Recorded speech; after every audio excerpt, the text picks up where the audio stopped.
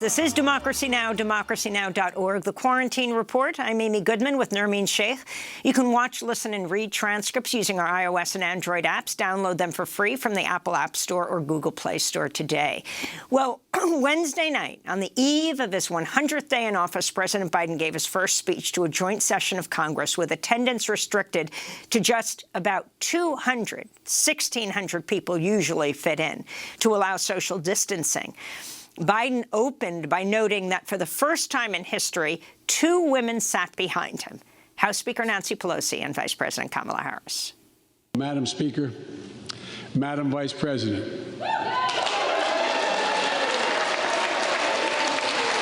no president has ever said those words from this podium. No president has ever said those words, and it's about time.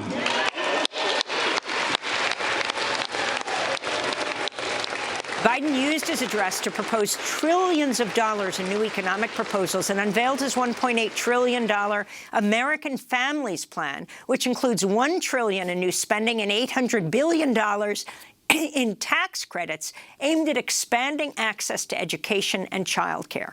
He also called on lawmakers to support his plan to invest heavily in the country's infrastructure, to expand the social safety net, in part by funding it with $4 trillion in taxes from the rich and corporations. Biden also condemned systemic racism and called on lawmakers to pass the George Floyd Justice and Policing Act of 2020. On the foreign policy front, he vowed to end what he called the forever war in Afghanistan and referenced China 4 times. For more, we're joined by Ro Khanna, Democratic Congressmember from California, member of the House Committee on Oversight and Reform and House Armed Services Committee. Thanks so much for staying with us, Congressmember Khanna.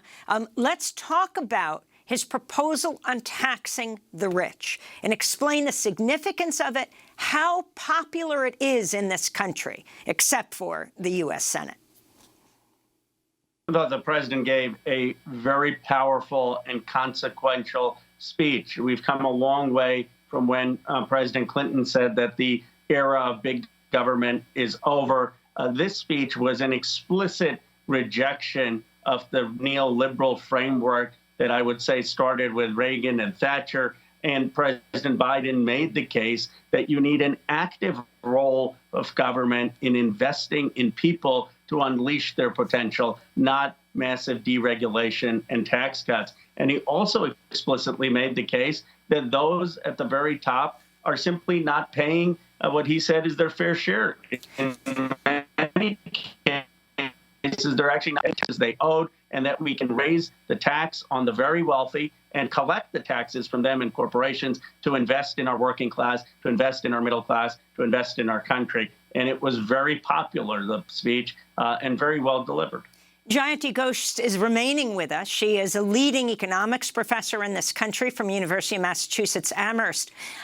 If you can talk about how transformational these proposals are if they in fact became law, what Biden is presenting here, shocking even progressives.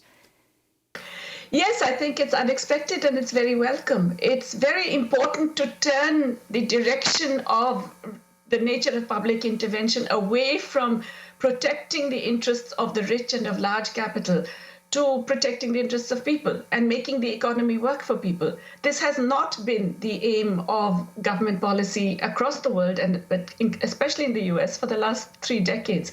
So it's very refreshing to see this shift. It's not enough, but it's a very important first step. And I hope that this will actually have very positive implications for the rest of the world. Already we've seen that Janet Yellen's declaration that the U.S. would support a minimum global tax rate for corporations of 21% has had very significant impact. I'm part of a global commission with Professor Stiglitz and Jose Antonio Ocampo and others that is saying that we must have a minimum tax rate for corporations and to ensure that we tax them as one single unit globally, which is how they make their profits, so that we don't have this massive shift of profits into low tax jurisdictions so that people everywhere in the world lose out. Congressman Khanna, you've said that Biden's vision will not come into view until we end the filibuster. Could you explain why? Well, the reality is that a lot of the proposals on immigration, on gun safety, on voting rights require 60 votes. You can't do that through reconciliation. And there's just no way you're going to get 10 Republicans to vote for some of those things, but they weren't even willing to vote for basic COVID relief. So we need to get rid of the filibuster. It also, if we don't have the filibuster, would decrease the leverage of some of the members in our own caucus and allow for the president's agenda to go forward. But I agree with Professor Ghosh in the transformative nature of the speech. I mean, it's sort of like Amartya Sen's ideas or Professor Ghosh or others' ideas are finally ascended. This idea that you don't just have government spending on the military, still 53% of our budget, that your investment in education and healthcare is actually freedom enhancing, that it's actually what you need for people to have true freedom in a society, and it's good for economic growth. And so when you look at the philosophical framework that Biden is adopting, that is a dramatic shift in the right direction for our country and the world. Professor Ghosh, could you talk about, you mentioned that Biden's proposals would have a positive impact globally. Could you say a little more about why you think that is? I think the tax proposal for minimum corporate tax globally is very important and will have a very positive impact. The other aspects, unfortunately, I don't think would necessarily have a positive impact. Certainly, the US economy growing will help all other economies grow. But it's very important for other countries to have the options for public spending that are so easily available to the United States. And for that, you really need the United States to be actively participating in global architecture changes, which again, Professor Stiglitz and others have called for. We need to ensure that there is, for example, a very large issue of special drawing rights by the IMF that will make more finances available to developing countries. You have to do something about a whole lot of sovereign debt that is simply unpayable. You have to restructure it so that many developing countries who are massive debt burdens, not for their own fault, can really now get on with not spending all this money on debt service, but spend it on health and on people, on employment, on education. So I think that the US still has a very important global role to play. And I recognize the importance to do things for Americans, but it's very important in the US interest to make sure that the kinds of strategies that he's trying to implement in the US are also available to people in the developing world and to governments elsewhere. Congressmember Khanna, are you concerned? I mean, on the one hand, you have President Biden forcefully talking about ending the forever war in Afghanistan. You've called for a slashing of the Pentagon budget. He's calling for an increase of the budget. That he's just shifting the possible military might, setting up a kind of Cold War situation with China and Russia. He talked about China a number of times in his speech last night. Can you talk about how you redirect that, and also about, his taking on white supremacists, calling them very directly terrorists at home? Well, I was disappointed in the president's defense budget. I mean, the defense budget is still 53% of the federal budget, and I think that is a over-prioritization of defense over the investments that we need in education, in healthcare, in infrastructure, and makes it more difficult to fully achieve the vision that he is talking about. And on China, we need to make sure that we are competitive. I agree with him that ultimately we have to show that liberal democracy is a superior model for the world, and we want to be leading in clean tech, in AI, in synthetic biology, and jobs of the future. But that doesn't mean that we have to replicate a Cold War, that we should be engaged in xenophobia or fear of Chinese immigrants. In fact, the reason we're having this conversation on Zoom is because of a Chinese immigrant who was denied entry into the United States 7 times and was able to come on his 8th try and then founded Zoom. And so I rather those individuals be in the United States.